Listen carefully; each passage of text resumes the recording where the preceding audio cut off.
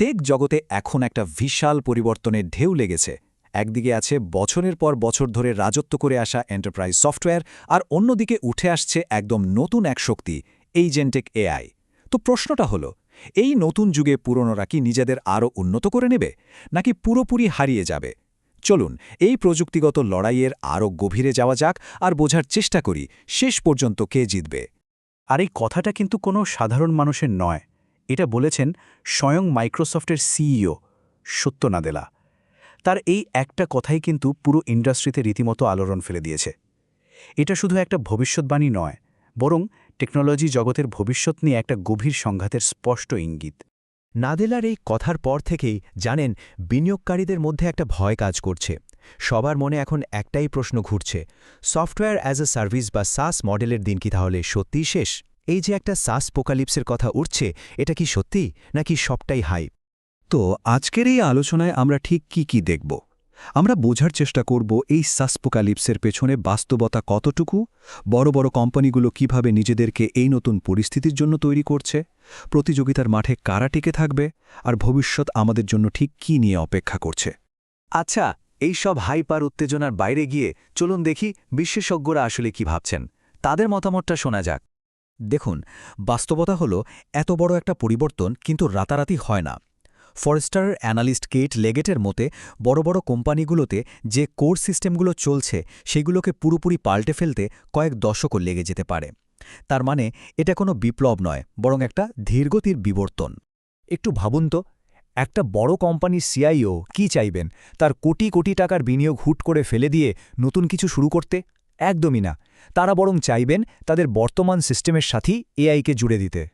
আর তাছাড়া সিআরএম বা ইআরপির মতো সিস্টেমগুলো একটা কোম্পানির গভীরে এতটাই জড়িয়ে থাকে যে সেগুলোকে সরানো প্রায় অসম্ভব। আর সবচেয়ে বড় কথা, বড় কোম্পানিগুলো এখনও এআইকে এতটা বিশ্বাস করে না যে তারা সব দায়িত্ব ওর হাতে ছেড়ে দেবে। তাহলে প্রশ্ন হচ্ছে, এই পুরনো বড় কোম্পানিগুলো কিভাবে নিজেদেরকে এই নতুন যুগের জন্য তৈরি করবে? তারা মূলত দুটো বড় কৌশল নিচ্ছে।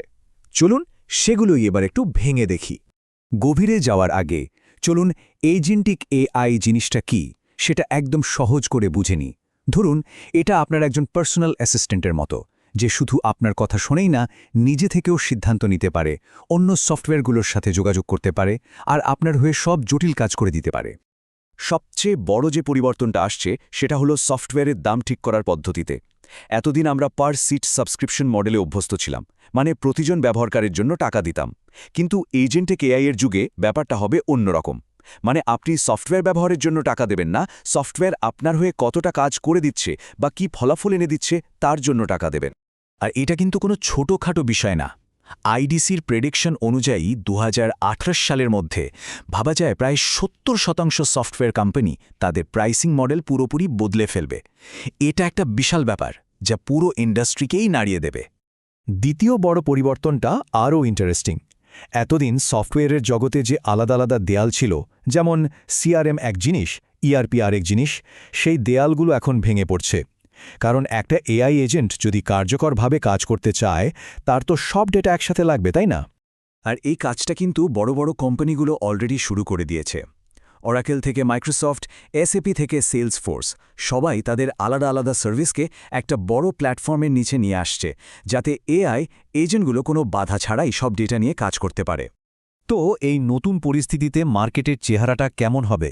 কারা জিতবে, কারা হারবে? আর নতুন কি অস্ত্রই বা ব্যবহার হবে এই যুদ্ধে?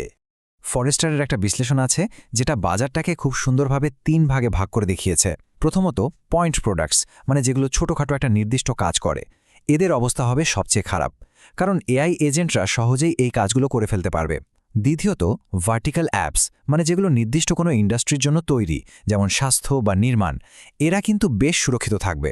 আর সবশেষে, যারা বড় খেলোয়াড়, মানে অরাকেল বা সেলসফোর্সের মতো প্রধান প্ল্যাটফর্মগুলো, তারা তাদের বিশাল ডেটা আর পার্টনার নেটওয়ার্কের কারণে আরও শক্তিশালী হয়ে উঠবে। এই নতুন যুদ্ধক্ষেত্রে একটা দারুণ মজার অস্ত্র হল ভাইভ কোডিং। ব্যাপারটা কি? ভাবুন তো, আপনি কোনো কোডিং জানেন না, শুধু মুখে যা বলবেন তাতেই আপনার জন্য একটা অ্যাপ তৈরি হয়ে যাবে। এটা লো কোড বা নো কোড কনসেপ্টকে একদম নেক্সট লেভেলে নিয়ে গেছে। তবে এই ভাইব কোডিংয়ের একটা ভালো দিক যেমন আছে, একটা সীমাবদ্ধতাও আছে। একদিকে এটা সাধারণ কর্মীদের হাতে অনেক ক্ষমতা তুলে দেবে, তারা নিজেরাই নিজেদের টুল বানিয়ে নিতে পারবে। কিন্তু অন্যদিকে এটা দিয়ে ছোটখাটো টুল বানানো গেলেও একটা পুরো কোম্পানির ডেটাবেস চালানোর মতো জটিল সিস্টেম এখনও বানানো সম্ভব নয়। আচ্ছা, এতক্ষণ ধরে আমরা যা যা আলোচনা করলাম সেগুলোকে যদি একসাথে মেলানো যায়, তাহলে ভবিষ্যতের ইউজার এক্সপিরিয়েন্স বা আমরা সফটওয়্যার কিভাবে ব্যবহার করব তার একটা পরিষ্কার ছবি ফুটে ওঠে। আসল কথা হলো, বর্তমান স্যাস মডেলের সবচেয়ে বড় সমস্যা বা দুর্বলতা হলো এর জটিলতা। এক একটা সফটওয়্যার এক এক রকম, শিখতে সময় লাগে, ব্যবহার করাও কঠিন। সত্যি বলতে এটাই এর অ্যাকিলিজ হিল। কিন্তু ভবিষ্যৎটা হবে একদম অন্য রকম। সেখানে আর কোনো জটিল ড্যাশবোর্ড থাকবে না, থাকবে শুধু কথা। মানে মাউস দিয়ে ক্লিক করার দিন শেষ, এখন শুধু একজন পার্সোনাল অ্যাসিস্ট্যান্টের সাথে কথা বলার মতোই কাজ হয়ে যাবে। আর এই সমাধানের একটা দারুণ নামও আছে, এজেন্টিক অর্কেস্ট্রেশন লেয়ার। নামটা একটু কঠিন শোনালেও কাজটা খুব সহজ।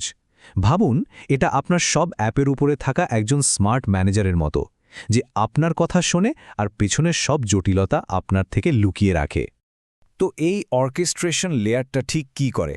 এটা আসলে একটা এআই চালিত ইন্টারফেস, যেটা আপনার সব পুনরাবৃত্তিমূলক কাজ অটোমেট করে দেয় আর বুদ্ধিমত্তার সাথে ঠিক করে কোন কাজের জন্য কোন টুলটা ব্যবহার করা উচিত। কিন্তু এখানে সবচেয়ে বড় $1,000,000 প্রশ্নটা হলো, এই নতুন আর শক্তিশালী লেয়ারটার কন্ট্রোল কার হাতে থাকবে? অরেকল, মাইক্রোসফটের মতো পুরনো খেলোয়াড়দের, নাকি ওপেন এআই বা অ্যানথ্রোপিকের মতো নতুন প্রতিযোগীদের? তার মানে শেষ পর্যন্ত বিষয়টা সফটওয়্যারের মৃত্যু বা বিলুপ্তির নয়।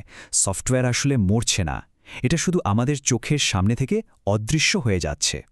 আসল প্রশ্নটা হলো, এই অদৃশ্য কিন্তু প্রচণ্ড শক্তিশালী সিস্টেমটা চালানোর জন্য আমরা কাকে বিশ্বাস করব? এই একটা প্রশ্নের উত্তরের উপরেই কিন্তু টেক দুনিয়ার ভবিষ্যৎ নির্ভর করছে।